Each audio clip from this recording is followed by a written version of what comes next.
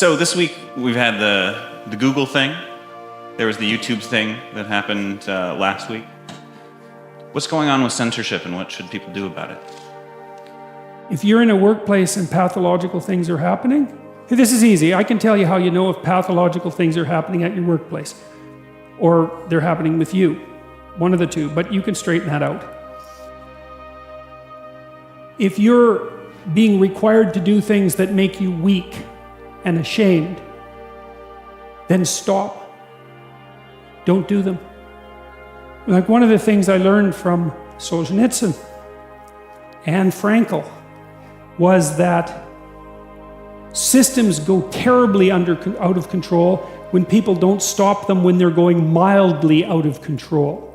You know, and you might say, I should just keep my goddamn head down and shut up. It's like, maybe you should. Like, that's not bad advice. You know, you don't want to make unnecessary enemies and you don't need any more trouble than you need. But you got to ask yourself on a day-to-day basis, what makes you think you're not selling your soul? You know, and there's so much foolishness going on in the mid-level bureaucratic world now. That's where all the tyranny seems to be focused.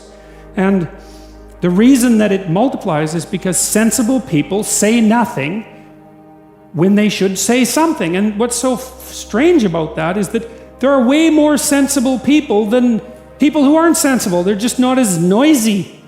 So what you'll turn out if, like, you know, so let's say something's bugging the hell out of you at work. Well, then you have to prepare to find another job. That's the first thing you have to do.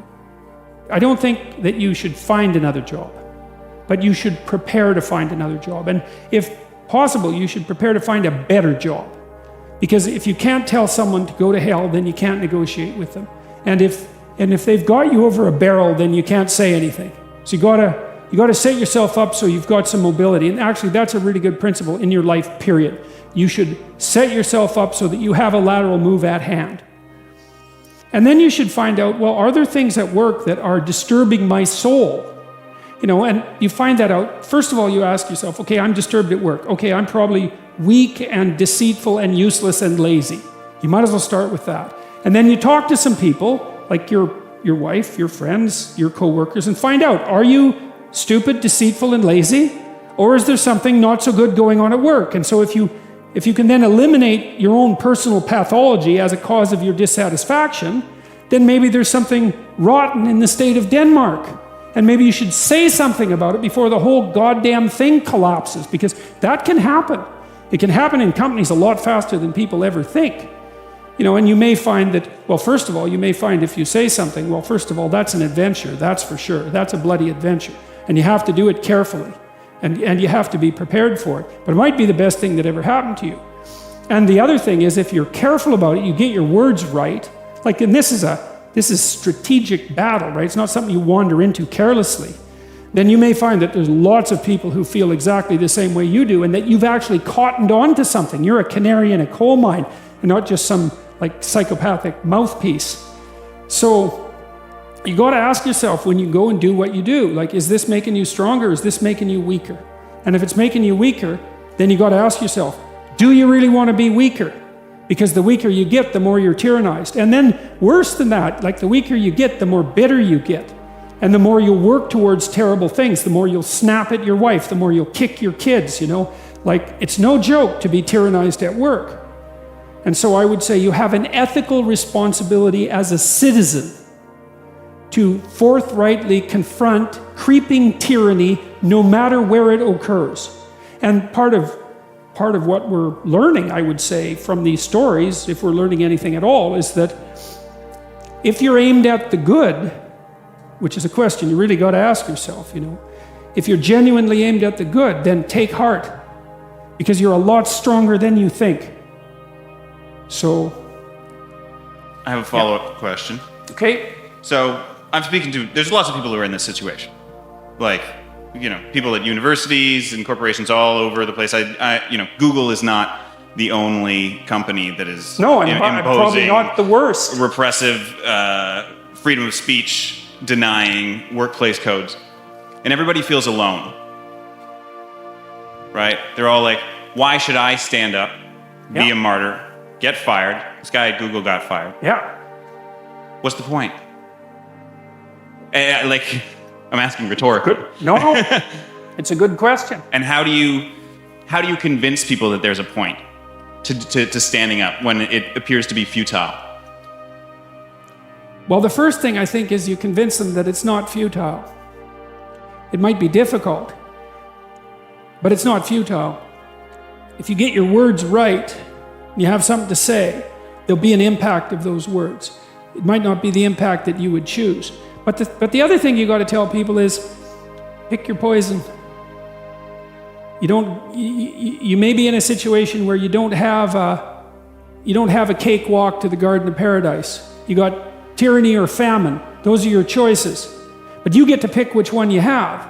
And I would say if you're being oppressed, and I mean in your soul, by what you're required to swallow at work, well, you think you're not paying a price for that? You got no self-respect, and rightly so. But worse than that, you're an agent of your own destruction. You're destroying your own ideal, and you're letting people who are weak and corrupt win. And if you stood up and stood up properly, but you have to put yourself in order to do this, at least to some degree, right? You can't do it casually. You have to do it from some position of preparedness and strength. Then what makes you think you couldn't scare them back into the corners? And that would be a good thing. And, the alternative, personally, is bad because there's a psychological degeneration that goes along with it. I've seen this with many, many of the people that I've worked with who have been tyrannized in the workplace to the absolute detriment of their psychological and physical health, right? To the point of collapse, confronting these crazy, crazy things when they were sensible people. That's a terrible price to pay, man. Like, it's a bad price. And then, if the foolishness isn't dealt with at the local level, when it's still relatively trivial, then it will multiply until it's dealt with at the social level. And we're seeing signs of that already. Antifa is a good sign of that. And problems that aren't solved multiply, and soon people fight. And better to argue than to fight. Unless you want to fight. And some people want to fight. And I can understand why, but I wouldn't recommend it, because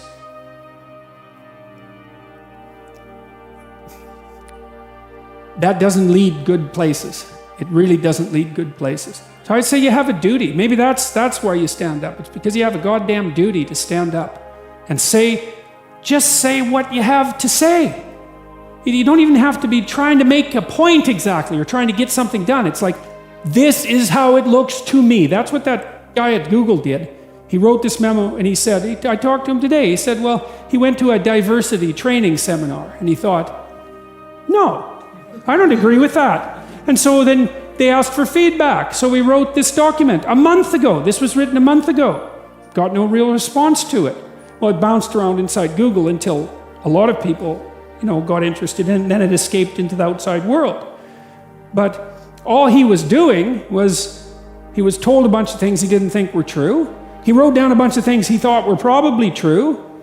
He launched that out and said, well, I think these things are probably true. It's like, well, probably they're true. Well, so he paid a price for it, but maybe we'll see what sort of price he paid for it. Man, he's going to be a lot tougher in 2 years than he was 2 years ago. So they actually asked his feedback? No, they didn't answer his feedback. No. But, well, you can watch the video. The story's there, but that's kind of the outline of it. So sorry to monopolize this. I have one other question about this, and I think it's important. Aside from Google just being a workplace, right? It also controls, they own YouTube, right? Which is imposed a new censorship scheme.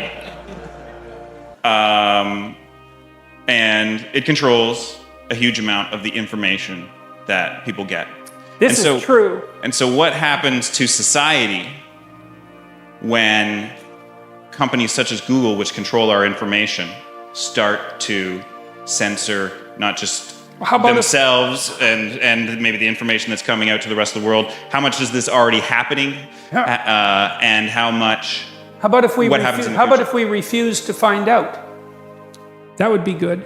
Like I reviewed this guy's document. I did that yesterday. And everything he said was validated by the scientific literature. So what has happened is that someone has been fired publicly by a major corporation for stating well-grounded scientific truths. Right. They're exactly the sorts of things that I say in my classes, for example, and the reason that I say them is because I read the literature. It's not because I'm personally happy about the facts. I think IQ research particularly is so dismal that you can't possibly read it without being seriously disheartened. If I could reconstruct the world so that the IQ research wasn't true, well, it'd sure be tempting, you know?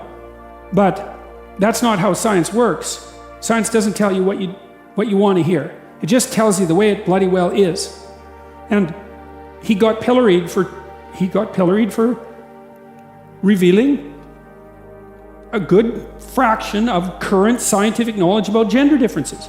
Okay, that's not good. And as you said, that's a big company and it controls our communication. So how about we do what we can to ensure that these large communication companies don't get to impose a factually false ideological structure on the rest of the planet. Well, you can think about supporting this guy who blew the whistle. There's a fundraiser for him online. He could use some money. He wants to sue Google. Yeah. You know, maybe we could let them know that hiring a human resources director who's also concerned with equity is probably not a good idea for a capitalist company. Why in the world would you hire your own enemies? I don't understand that. So, well, we'll see how the dialogue continues. But back to the personal, like, you need to say what you think because that's where you come from, right? And if you don't say what you think, then you kill your unborn self. That's what you do. That's what Cain did when he killed Abel. And that's why his punishment was unbearable. You know, you have things in you that are struggling to come to the light. That's the truth you need to utter. And you need to utter that truth because without that truth, you cannot live in the world. Because the world's real and you need truth to live in the world. And if you stifle your truth, well, how can that be anything but something that brings about hell? How could it be any other way? So you think, well, why should you speak up? That's easy, because the consequences of not speaking up, although delayed, are far worse. That's the reason. That's the reason. If it can't be courage, it could at least be prudence. So, yeah.